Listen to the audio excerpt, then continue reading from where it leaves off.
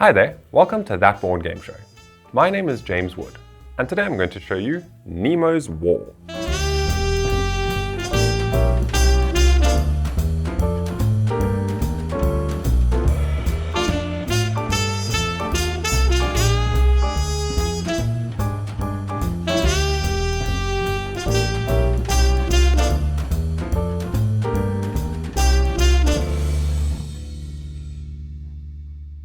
In Nemo's War, you are taking on the role of the infamous Captain Nemo, going on an adventure under the seas in his underwater submarine vessel, the Nautilus.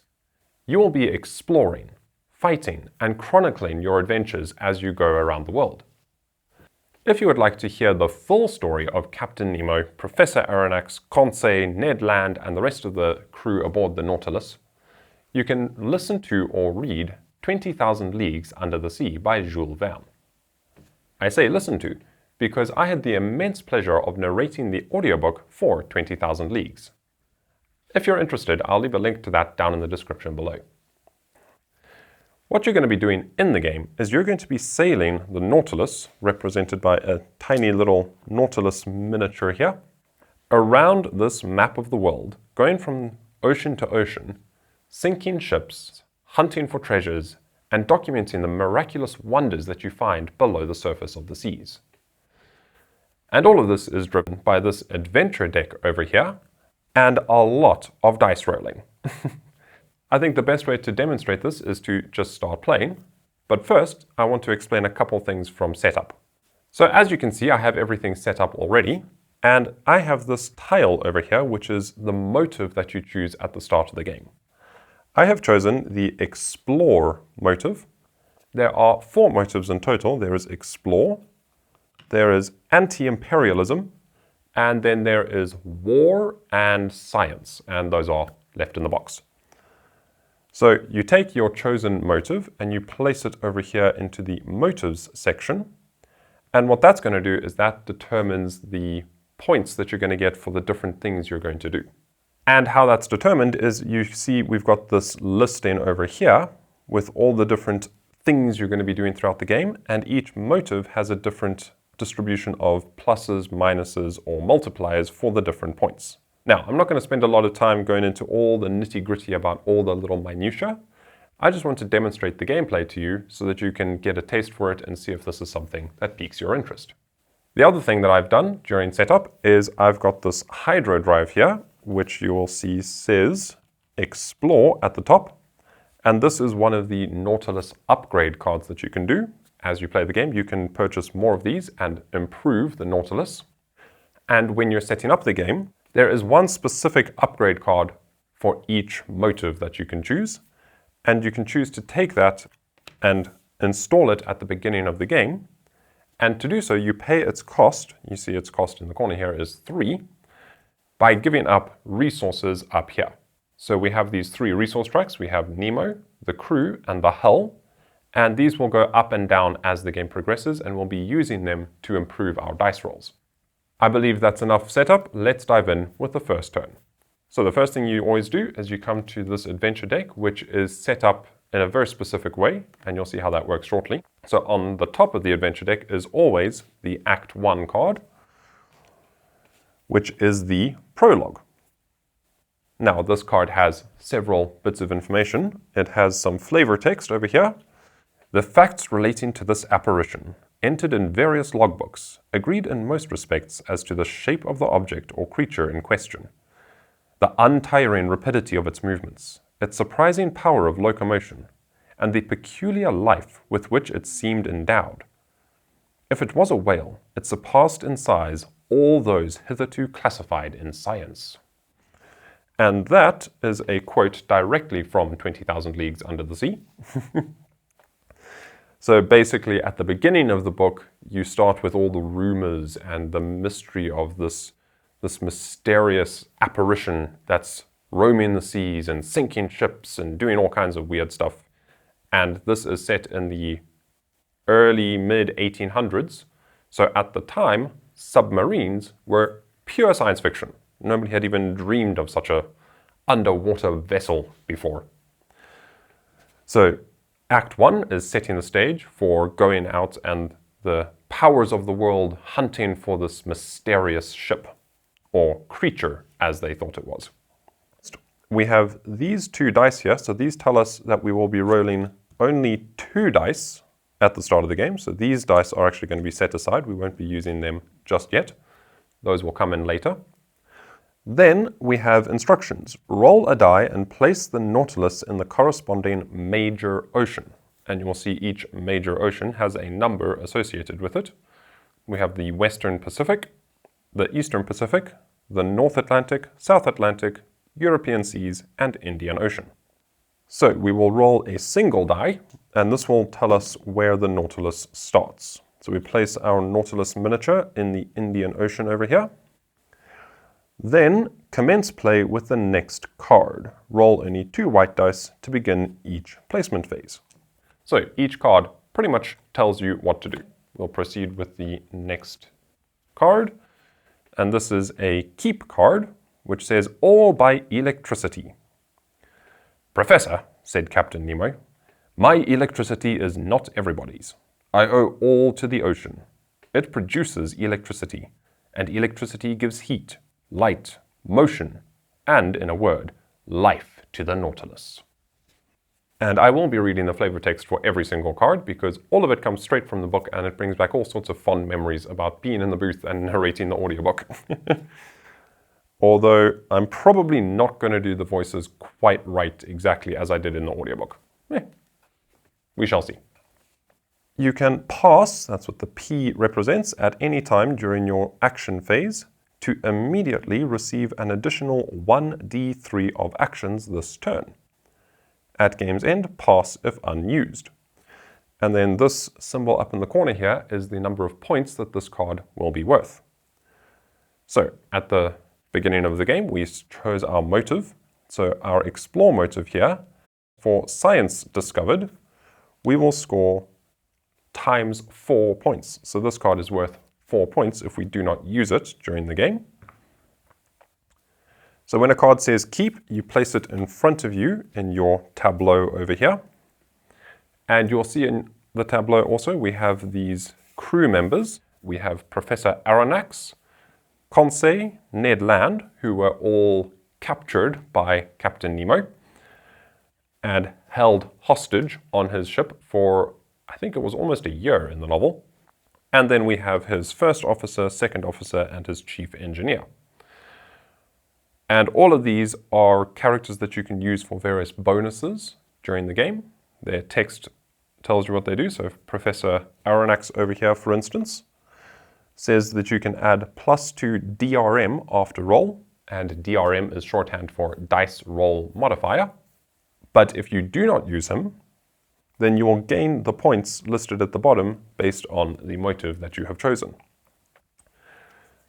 So in short, how you win the game is you have to get through basically this entire deck over here. This deck is set up in a very specific way. We have the Act 1 card on top. We then have a certain number of cards based on the motive you have chosen, and then the Act 2 card. We then have an Act 3 card, and then there is a finale card somewhere in the bottom 5 cards. So you have to survive all the way to then without Nemo dying, or your crew all getting killed, or the hull of the Nautilus getting shattered, and various other ways that you can instantly lose. So if you can survive all the way through this adventure deck, then there will be a finale card which will tell you what you need to do in order to actually win. And then once you've done all of that, you can tally up your points and see how well you did. And there is an epilogue book over here that gives you all the different endings based on how many points you got. So you have your levels of victory and then different little conclusions depending on what your motive was and how well you scored. And lovely Ian O'Toole art throughout.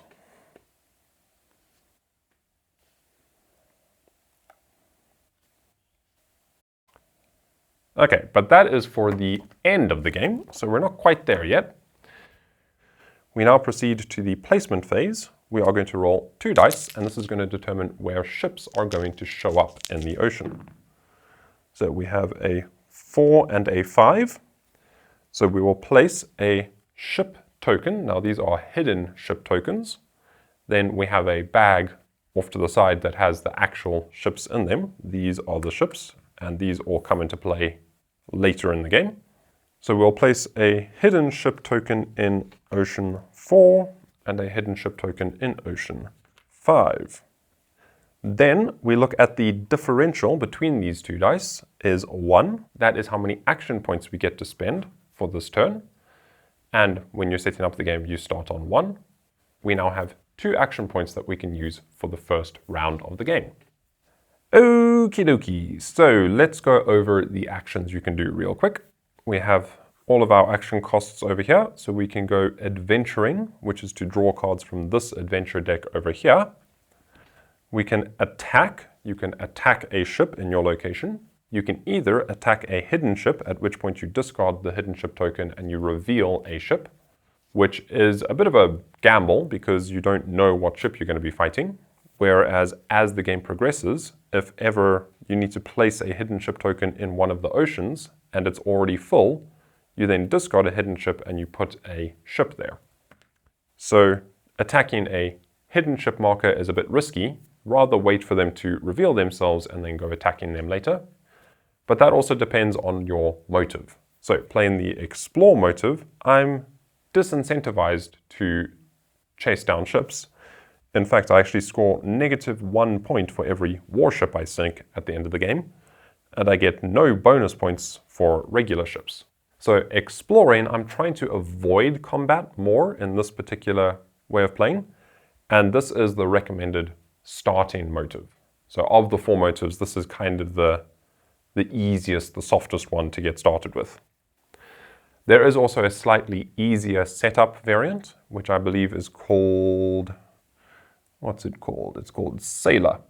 So you'll see up here, we've got Captain, Officer, and Sailor. I doubt you can see that from the overhead camera, but trust me, that's what they say. And that determines where you place these. So if you're playing on Sailor mode, you'd put this pile of ships over there, and those are additional ships that will come into the draw bag as the game progresses. For right now, let's go over the rest of our actions. So we can incite, that is to place these cubes on the board here. Again, bonus points. We can move. You can spend 1 action point to move from one ocean to another, and you use these lines over here. So from the Indian Ocean, I can travel to the Western Pacific over here, or I can travel to the Cape of Good Hope. And these are intermediary oceans. They're not the major oceans. They work a little bit differently. We can also rest to regain our crew, to replenish our crew. We can do a rest action, and that costs 2 actions to do. It also costs 2 actions to adventure. It costs 2 actions to repair your hull, moving your hull marker up over there. It costs 2 actions to refit the Nautilus, and refit is how you gain these upgrade cards over here. And then lastly, you can spend 1 action point to search for treasure, and you can do that at any ocean where the Nautilus is located and has one of these little crystal markers here. The color of the crystals is irrelevant. They are just colorful because they could be. They are all functionally identical, and they just represent where there are treasures to be found. And all of those actions that cost 2 to adventure, rest, repair, and refit, those cost 2 actions on a normal turn or 1 action point on a lull turn. And I'll explain how a lull turn works when it happens, or I'll make it happen a bit later. But for now, let's just focus on the normal turn. I believe a good thing to start off with is to search, because I have a treasure symbol in my location. So I'm going to spend 1 action point to search. And when you do pretty much any action, you come over to your action success table over here, and this will tell us how well that action goes.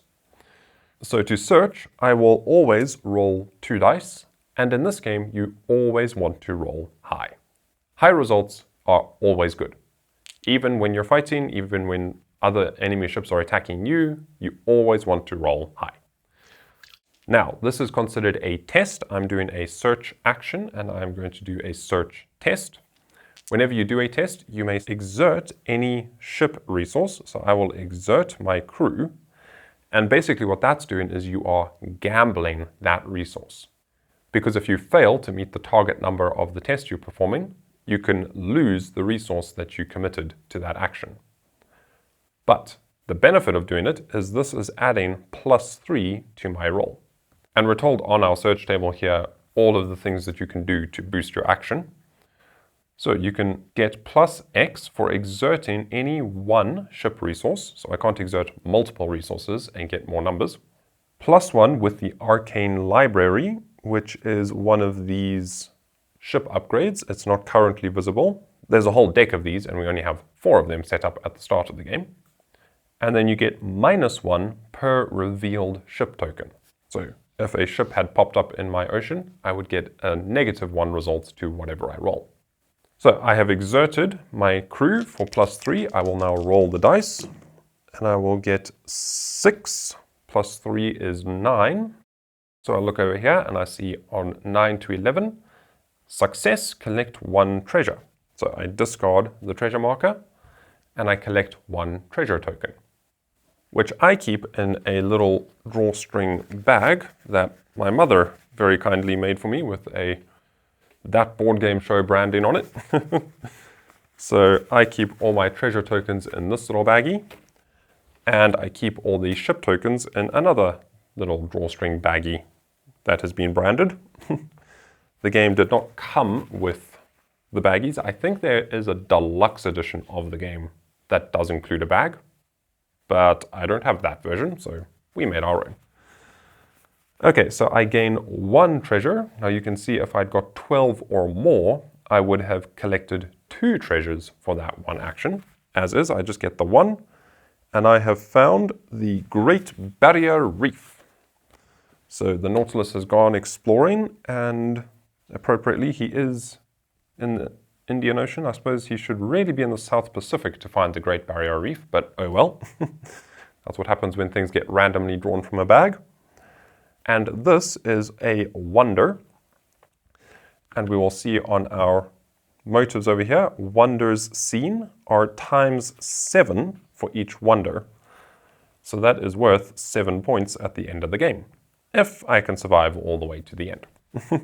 Now, after resolving a successful test, any resource you exerted reverts back to the position it was. So my crew remains nice and fresh. And now I can either spend 1 more action point to do 1 more action on this turn, or I can bank that for my next turn. And the reason you would want to bank it is mainly in case you get a lull turn on your next turn. So what I'm actually going to do is I'm going to bank that now, and then I'm going to fake a lull turn next turn so that you can see how it works nice and early in the game. Okay, so then at the start of a new turn, we draw an event card, which is an adventure card, and it is As Master Wishes.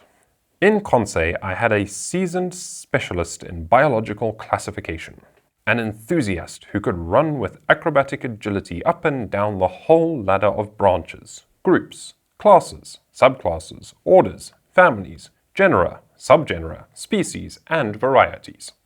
So basically, Conseil is a walking biology encyclopedia. Okay, and this is another keep card, which says if Conseil is still in play, which he is currently, during any one future action phase, you may spend up to 3 actions to collect 1 treasure for each such action spent. Afterward, or if/when Conseil is not in play, fail. At game's end, pass if unused. So there's no benefit to not using that card, but I can't use it right away because we are first going to go into the placement phase. The placement phase tells us to roll dice shown on the current act card and place ships accordingly. Okie dokie, we got a 2 and a 6, so we'll place a hidden ship marker in 2 and a hidden ship marker in 6. And then we would gain 4 action points because the differential of 6 to 2 is 4, so we would gain 4 action points and go up to 5.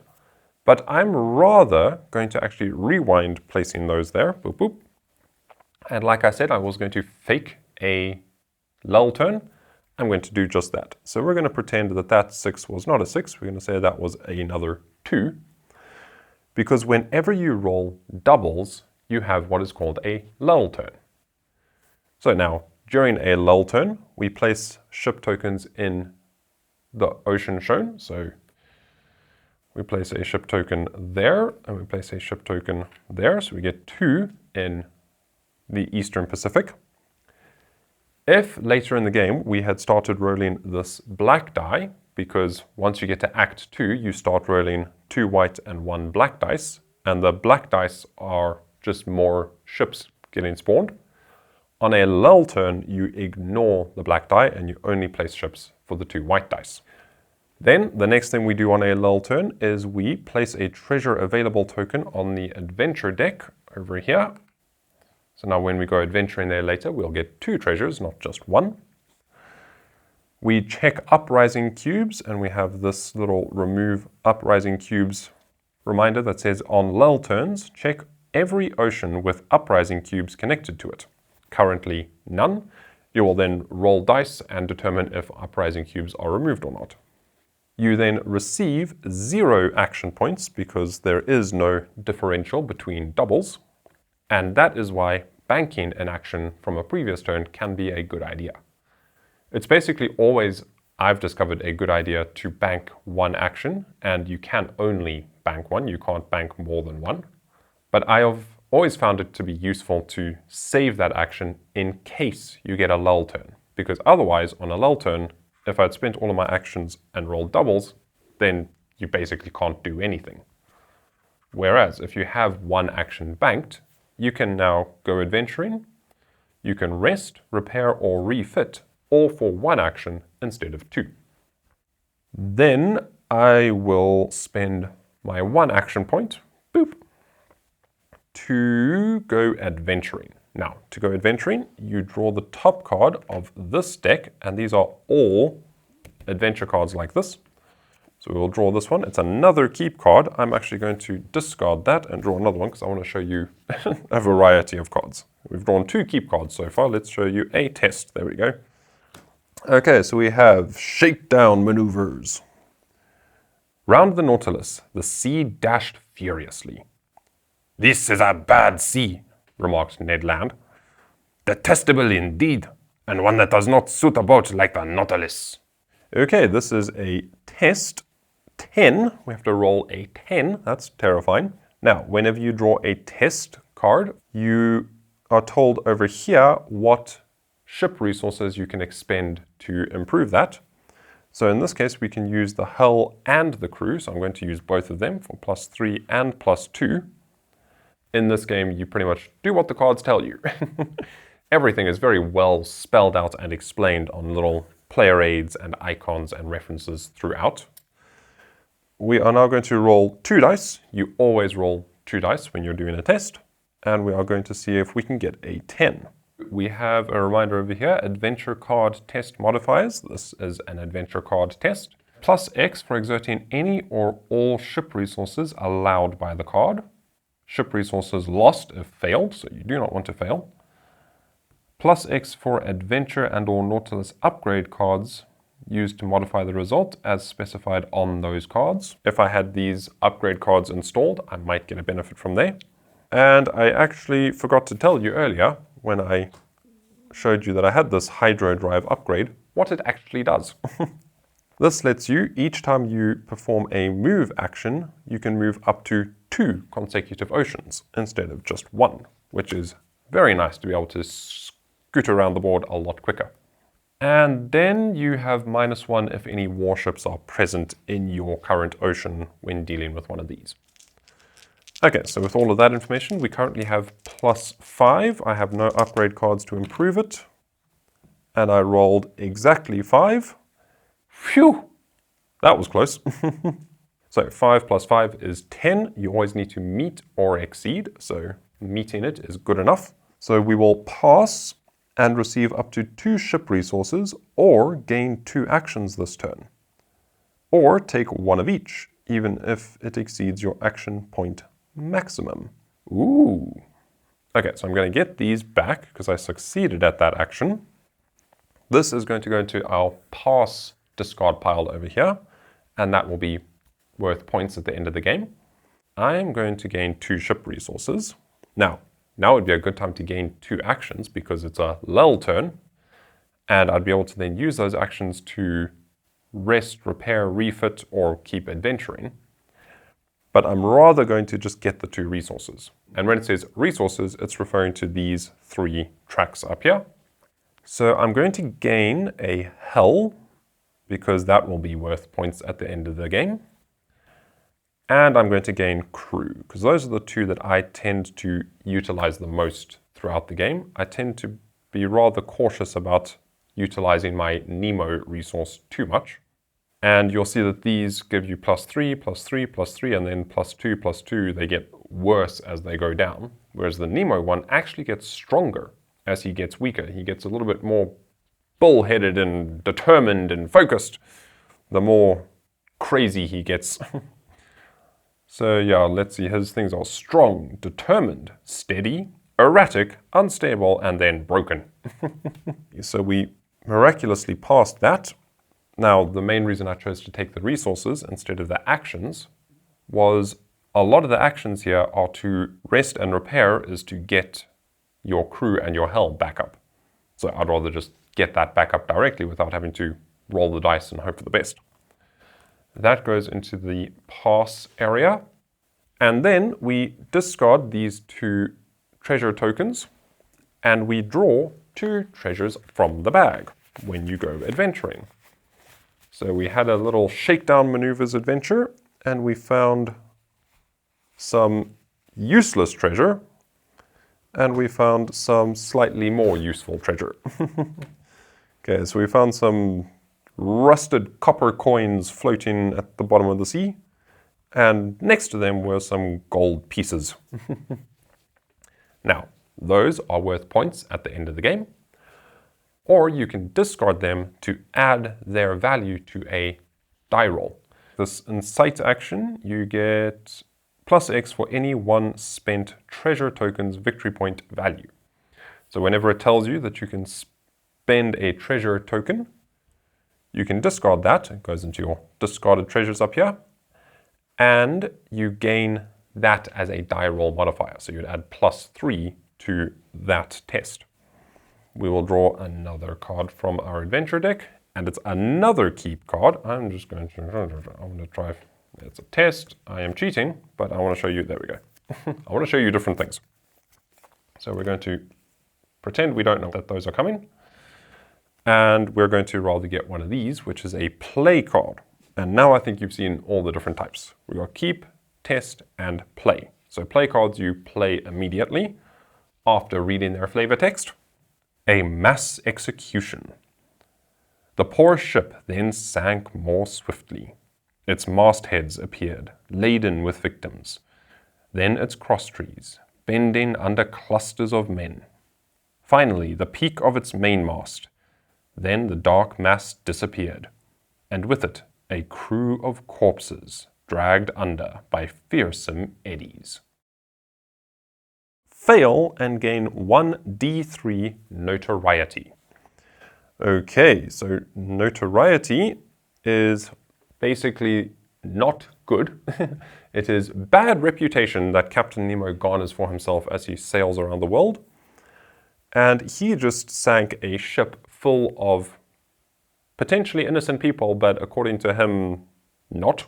He decided that that ship should not be sailing the high seas, and he took it down. This will go into the fail section over here.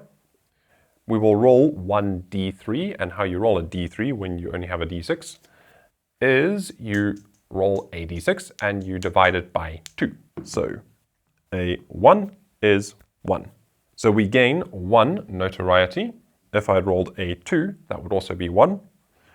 3 or 4 would be 2, and 5 or 6 would be 3. So Captain Nemo just got a little bit more notoriety. which is not a particularly good thing, because as your notoriety goes up, you will be introducing more powerful ships later in the game. And also, you'll see we have these red blocks here that say defeat. I'm playing the explore motive at the moment, so if I get 36 notoriety, I am defeated because he became a pariah. The world powers hunted him down and took him out because he became too much of a nuisance. Okie dokie. So that is the event phase. We will now roll 2 dice to determine ship placement. And now I roll a natural lull turn. I'm going to re-roll that because I will need to show you actions. Oh my word. So I faked a lull turn and now I get 2 genuine lull turns in a row. There we go. Okay. We'll pretend that was my first roll. So we've got a 6 and a 4. We place a ship token in 4 and we place a ship token in 6. And then we gain 2 action points. And then I think I need to show you how combat works, because that is a pretty big part of the game. Although playing the explore motive, you wouldn't really fight this early in the game. But I'm just going to show it for demonstration purposes. How you will fight is you have 2 options when fighting. You can do a bold attack, or you can do a stalk attack. When you do a stalk attack, you get +1 to your attack roll, but you can only do 1 stalk attack per action. Whereas a bold attack, you spend 1 action, and you can attack multiple ships in your ocean for just that 1 action. So you can continue attacking ships after the first one until you fail to sink a ship. If you fail to sink a ship, that ends your bold attack action. So I am going to do a stalk attack. I'm going to spend 1 action. I'm going to stalk attack this mystery ship over here, this one over here, and I'm going to discard that hidden ship token. I'm going to come to my ship bag over here, and I'm going to draw a ship, and that is a warship, a Fujiyama frigate from Japan by the look of it. So that is a warship that we will be having to fight. And that's not very good playing my explorer motive, because that is actually -1 point. But I can do other things with it. So let's actually just put it over here with my stalk attack there. So I've got +1 DRM, dice roll modifier. I can exert 1 ship resource when fighting. Oh, but first, this is a warship. So we look at our combat sequence over here. Warships attack first. The warship rolls 2d6 versus warship's attack value. So their attack value is the number on the left here. It is a 6. So we are rolling. We want to roll 6 or higher. That is not 6 or higher, because my +1 for my stalk attack doesn't count for them attacking me. If result is less than attack value, the Nautilus suffers hits equal to the lower die's value. So in this case, 2. So we suffer 2 hits, and then I roll a single d6 to determine what gets damaged. 1, Nemo takes a bit of a knock. He takes a psychological hit. And 2, that is 3, so 2 or 3 is the crew. We lose a crew member in that fight.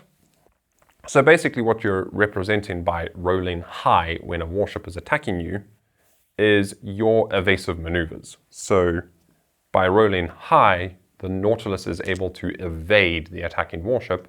By rolling low, you were too slow, you didn't react fast enough, and the warship was able to attack you. Now we get to attack the warship. So we will spend some of our crew to get +3. We've got +1 from our stalk attack, and they have a defense of 9, so we need to roll 9 or higher. So we need 5, 6, 7, 8, 9, 10, 11. More than enough, so we have sunk that warship. Glug, glug, glug, glug, glug. Now, whenever you sink a ship, that goes back there because that was successful, you have 2 choices. You can either place it on this track over here, which is your tonnage track, and this is where ships will go and score you points at the end of the game. So if I was to place it here, I would put it in the Indian Ocean down there, boom. If you can fill up a column of ships, you will gain 8 points at the end of the game, or 12, or 17, etc. Or instead of taking it as tonnage, because if I put it as tonnage here, it's worth 0 points, -1 because of my explorer motive. So by putting it there, I'd be scoring -1 point. So instead, I can put it over here on this salvage track, and then those ships you can use to salvage parts from to upgrade the Nautilus. And you'll see we have the cost 3, 4, 3, 3. So once I have 3 ships over here, I can use them to do the refit action and try and salvage parts from them and build them into my Nautilus.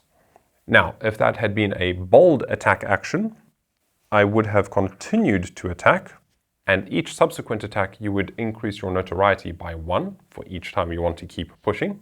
But another way that your bold attack will end, either if you are defeated, so if I had failed to sink that ship, that would have ended my bold attack, or if you put it into the salvage. So if you spend time salvaging it, you can't then continue attacking more ships.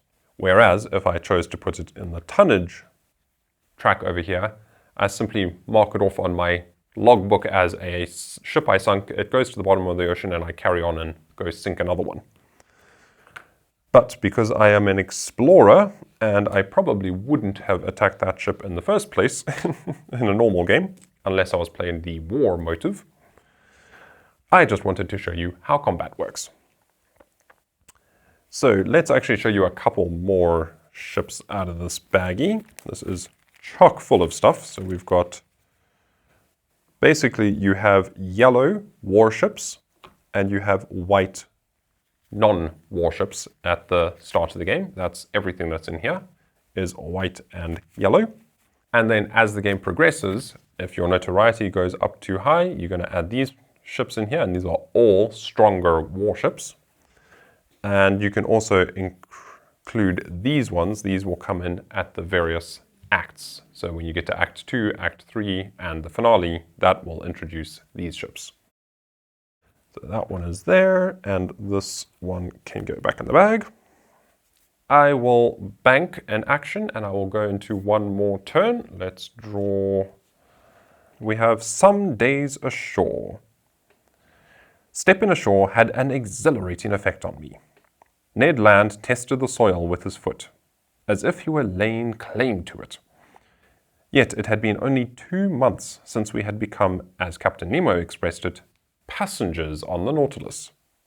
In other words, the literal prisoners of its commander.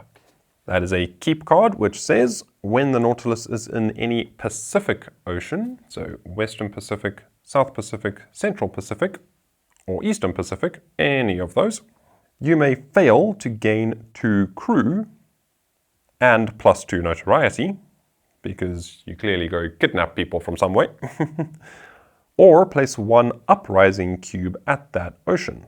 At game end, pass if unused, and that will be worth 3 points at the end of the game, because he does not have a modifier on adventure cards, so that goes into my keep area. And uprising cubes are these cubes over here, which you place out on the board by doing an incite action. And the incite action is basically Captain Nemo going around and drumming up rebellions and things. We've got the diamond mines here, or the Selangor Civil War, or the Cuba and Puerto Rico Revolt. So basically the idea was that Captain Nemo was escaping humanity, civilization, culture, etc. And he was off on his own mission, and he was supporting the downtrodden, the underdogs of the world. So you can go around the world and you can drum up the support for these by inciting them to action. And when you do so, you're going to take one of these cubes and place it in the ocean you do the action in. And what that can do is that can reduce your notoriety, because now the focus shifts a little bit from the Nautilus sailing around doing stuff to the uprising that is happening somewhere in the world. So that kind of gets the focus of the world media, and they forget about the Nautilus for a little bit. Okay, we are then going to roll 2 dice for ship placement. We've got a 2 and a 3, so we're going to gain 1 action, and we're going to place a ship in 2, and we're going to place a ship in 3. And then I'm just going to use this action. So now I'm in the actions phase. I can use conseil over here. I'm going to spend 2 actions to gain 2 treasures, because why not? Show you a couple more treasures. Okay, so we get a 3, and we get, ooh, another wonder. We found the Mariana Trench. Oh, that's exciting. So those go up into our collected treasures area. Conseil gets discarded into the fail pile, because we have used his knowledge to hunt for some treasures. And I think I'm going to wrap it up there. I've barely scratched the surface of this deck and all of the encounters that you are going to have as you play. But that will take a very long time to show you all of those cards, and I think you've got a good sense from this how the game plays. I've shown you all of the basic actions. We haven't done all of these things, but I've explained how inciting works. You've seen some of the upgrade cards, you've seen combat. So that should give you a pretty good taste of how the game plays and if it's one that interests you. And with that, I shall say thank you ever so much for watching, and I hope you enjoyed the show. And remember to spread the joy of tabletop gaming.